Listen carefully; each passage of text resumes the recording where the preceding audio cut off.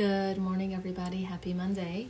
We are going live today with Michali, and we're going to answer a question that was asked, actually a few questions that were asked, all on the topic of loneliness. So we're just going to wait for some of you to show up, and of course for Michali. Hello, Michali.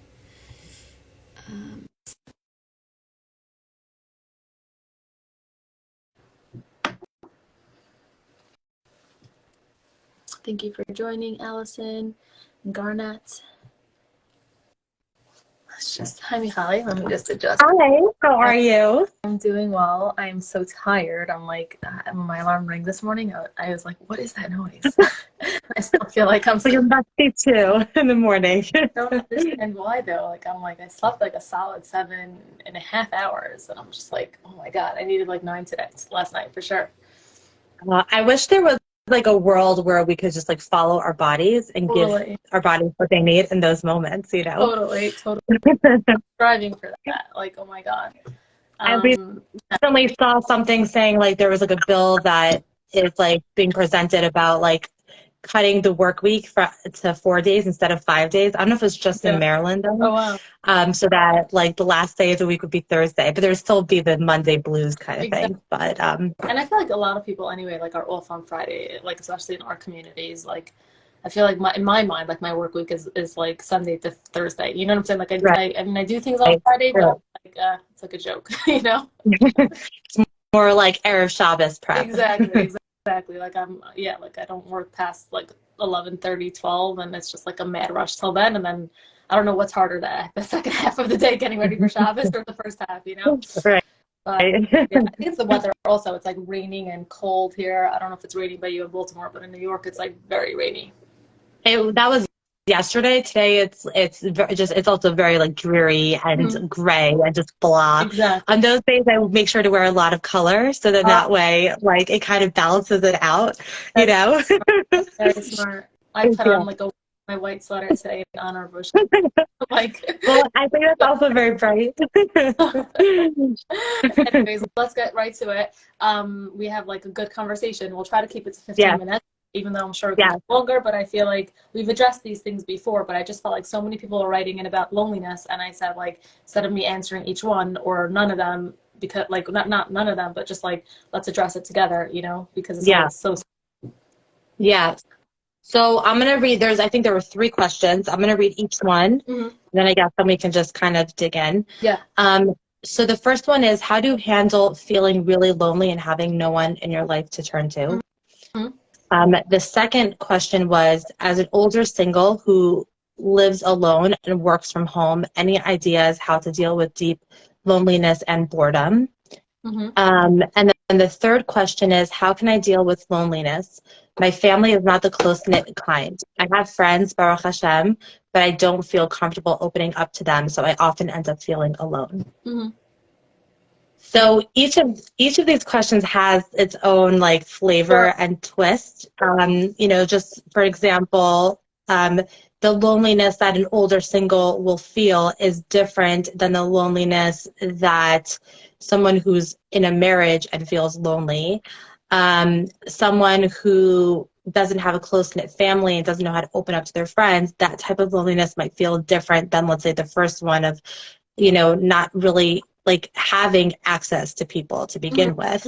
So like each one has its own, you know, exactly. variant. Yeah, like I couldn't say like these were all like, oh, loneliness as an older single. It wasn't like that. They were all like a little bit different, and I thought that even though they're all like different scenarios, I feel like what we can address will probably apply on some sort of like variable to every situation. So do you want to hit it first? Sure. I think one of the threads that could kind of connect all of these together in my mind is, and this is more of like a longer term solution, not an immediate solution, is learning the art of being seen and showing ourselves to other people. If I think about like what's the opposite feeling of loneliness, like sometimes what I think of is really having people in my life that I they really deeply know me and see me and hear me. And then I feel like I have this like connection in this world to this world. And I feel like a deep, profound sense of belonging in this world. Love that you're And saying that. I love that you're saying that, because the first thing that came to mind by me was like, loneliness is not about a lack of relationships, it's about a lack of connection. Like literally those are like my yes. words. Oh my God. Like, Okay. You're you're amazing. And you glides. Oh my God. like, This is why I go the exactly. head of Okay Clarity. You're amazing at just like No, but like succinctly putting it I heard all that together. before. I didn't create it. Like I literally heard that somewhere, and like I wrote it down on like one of my long lists of like all the insights that come to me or that I hear from other things. I for sure heard it on the podcast. Maybe the words were tweaked a bit, but it was the same idea of like loneliness is not about a lack of relationships, it's about a lack of connection. So like I love that you right away went there, because that's exactly what I was thinking, and like it reminded me of that thing that I heard, I don't know when, but That's like so a couple months funny. ago. That's So so yeah. funny. Yeah. Yeah, I think like, but and then if I think about like, if I were to break those down into like competencies and skills, right? Of like, okay, how do I allow myself to be seen and heard in this world? Then a lot of it, a big portion of it comes down to being vulnerable. And the only time that it's appropriate to be vulnerable is with people that we deem emotionally safe and people that we can trust, right? So I don't just go to any random person in the street and be like, hey, I'm Sally, and here's all the deep stuff about me that you don't know, right? That would be considered inappropriate, right? We teach kids don't talk to strangers, right? Exactly. And it would also lead So to feeling less connected, because that person won't hold what you shared. So then you're going to feel less connected, which will mean you feel exactly, so like it exactly. wouldn't on any level. Yeah, and I actually write about that exact point in my book. Like I write about how like there's a two-step process in a relationship when it comes to vulnerability. There's once you have that context of safety and trust, then there's the sharing and exposing our emotional selves to the other person in that safe context. And then for the other person, they need to be able to hold and cherish and treasure what we're sharing, with them. Sure. And so we want to choose wisely who we do that with. So, for example, I think this was the third question. Like if your family is not close knit because, and I'm making an assumption here, there isn't that trust or emotional safety, then they would not be the people that you would do this with, right? But of course, you can be surrounded with people and still not feel connected to them because there's no giving and sharing and receiving involved. So I think that, like, if we were to work backwards, so it would be about really allowing yourselves to be seen and to also hold space for other people's vulnerability and learning how to do those skills, have those skills. Like, it takes time. And I think, like, one person shared, just keep toggling back and forth, that, like, I think it was also that third question, they don't feel comfortable opening up to anyone, right? Like, that's exactly, like, they almost answered their question. Like, that is the solution, right? So if you have a hard time knowing how to be vulnerable or practicing vulnerability, that would be an amazing thing to go to a therapist for. And just like really practicing opening up to the appropriate people. And you can even practice building trust with a therapist and understanding, oh, like this is how I feel more and more safe. And then it's appropriate to share, right? So I think, and then just like a very short-term solution, and then I'm gonna give you the floor. Yeah, sure. I want to like underscore that this is like our first main piece of advice. Like loneliness, when people are lonely, they think I need to get more friends, I need to do things to have more people around. It's not about that necessarily. Your first step is, who is already in my circle and how am I being seen by them? And can I deepen the connection? Because it's not about having more friends. It's about having connection with people. And that could be one person, two people, three people. That's all it takes to not feel that like deep loneliness. That doesn't mean you'll never feel alone or lonely. And we can get to that maybe moving, after you've finished your second thought. I just wanted to like underscore that as like, I think that's like the really, really important message here. Like, it's not about having more relationships, it's about having more connection. And like you said, if you cannot open up to people, that's your answer, meaning that is why you'll feel lonely no matter how many relationships you have. Yeah. And also receiving other people's vulnerability, right? Like we may like, you know, there's like a certain presentation of a person who just will talk and talk and talk and talk and talk, right? And then there's no space for the other person sharing, right? And so we want to learn how to do that dance, that conversational dance of hearing and receiving a person's vulnerability and also exposing our own vulnerability. It's like two parts to it. I think in terms of short term, and I know like we've said this before, and so I apologize for anyone who's heard this before. I really think getting out and like connecting with people just over hobbies, right? Or just being in a room around people, like especially if we're like alone. This happened a lot during the pandemic. Like if we're sitting alone in an apartment and it's cold outside and yucky outside and we're just like blah, you know, like if we're not living in a pandemic anymore, you know, then like we can get outside, go to a class, even if we're not connecting with people, just sitting near humans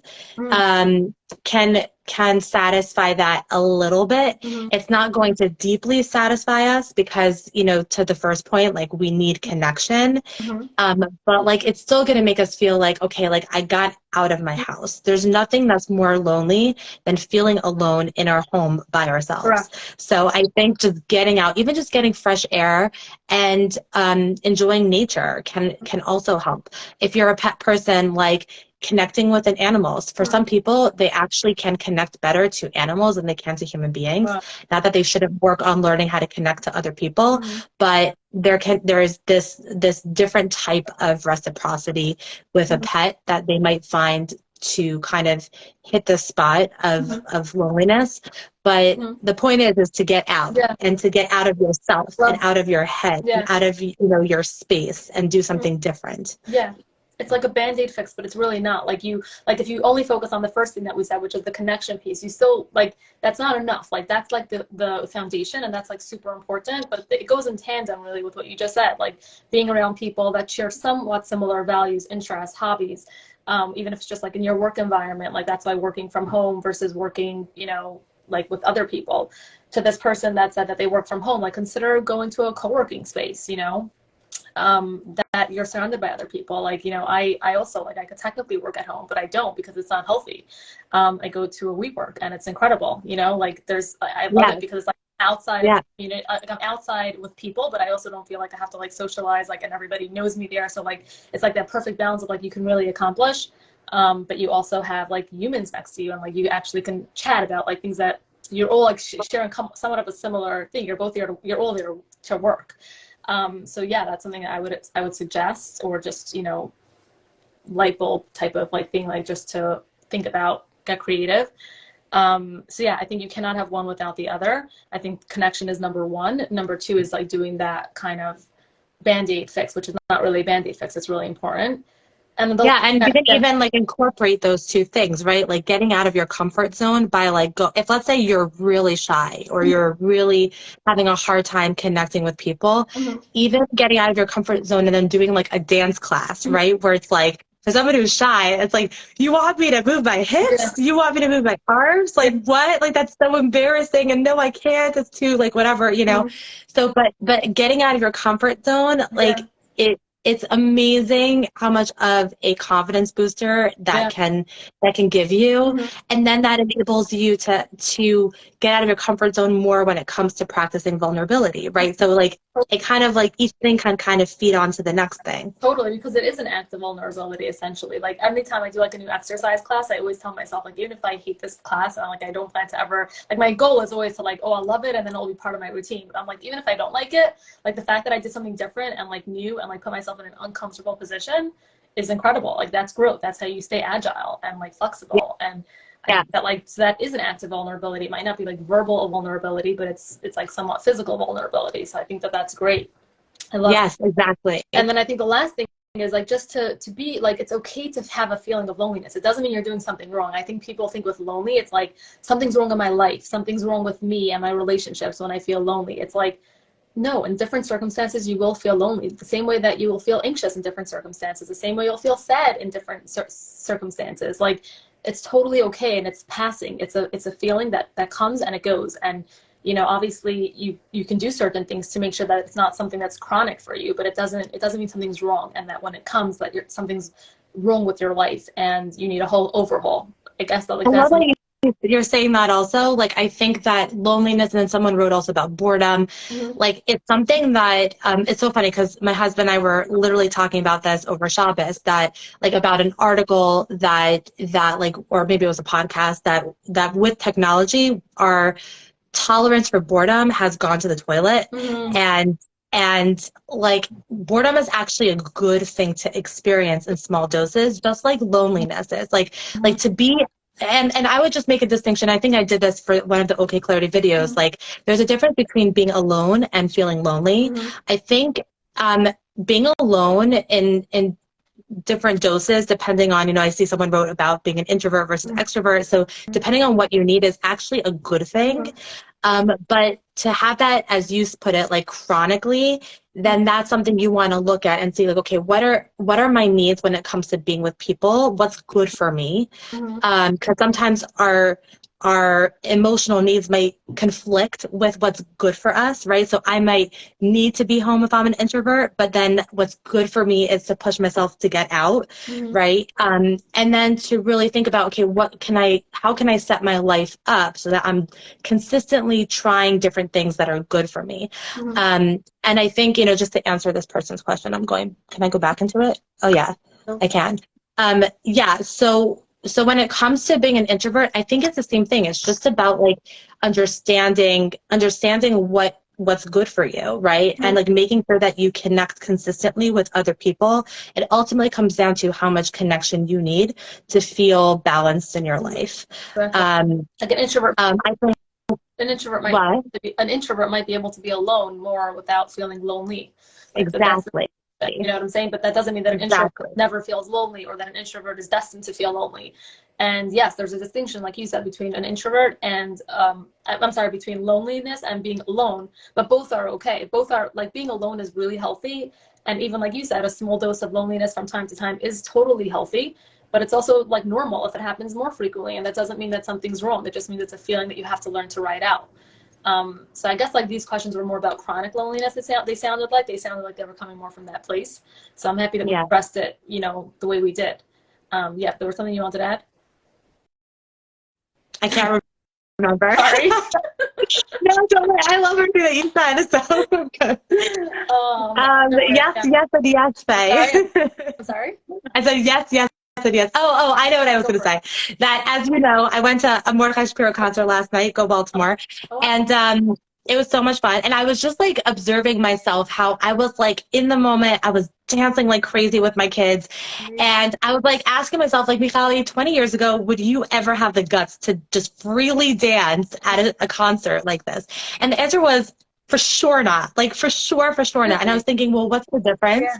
I'm like, because I have my kids to dance with. And so, like, I'm just going to be goofy, but really, I'm dancing for myself. Yeah. Like, I'm dancing for my kids, but it's also for myself, right? And I think that that's okay. Like, we can judge the heck out of it and be like, you know what? Like, you're just, like, maybe you're still the same person as you were 20 years ago, but really, you can kind of find in your life little crutches for vulnerability, whether they come in the form of kids or another friend or like an object that you find safe, even like holding like a ponytail and just like holding it in your hand while you go to a class that you feel anxious about, and allowing that to be your crutch so that you can just bring out more of your natural self. Like I, as my natural self, wanted to I dance, love right? that. And so you can Remember feed to say off that. of that, I love you that. know?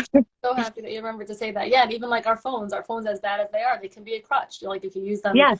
for like to do something challenging, then like have your phone. You know what I'm saying? Like go to that dating event, but like have your phone if you need to. Or Exactly. Hold it in your hand. Feel it in your hand. Like that energy can be so calming for so many people. Love it. And so I think for anyone who's just like, yeah, but I cannot bring myself to a dance class, or I can't, these things feel too overwhelming for me, then use a crutch. That's okay. Exactly. As long as you're bringing your best self out and it's enabling you to bring the good out, then go for it. I love that. Now, I did not know there was a Mordecai Shapiro concert in Baltimore. Like, maybe I would have come. Yeah. It was amazing. It was so much fun. We were singing One in a Million this whole morning.